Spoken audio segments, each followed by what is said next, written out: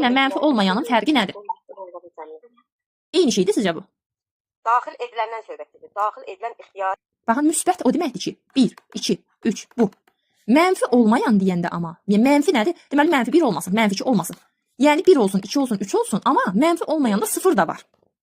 Belə bir şey var. Yəni mənfi olmayan deyəndə 0 da daxildir, amma axı 0 deyirik ki, 0 nə müsbət deyil, nə də mənfi deyil. Yəni 0 neytraldır da, nə müsbət deyil, nə mənfi deyil. Deməli mənfi olmayan deyəndə bura 0 da daxil edirik. Həmçinin, baxın buna bənzər başqa bir şey də yaza bilərəm ki, müsbət olmayan desəm, müsbət olmayan. Bir də mənfi desəm. Müsbət olmayan olasıdır nə?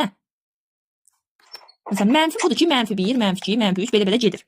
Müsbət olmayan 0, mənfi 1, mənfi 2, mənfi 3.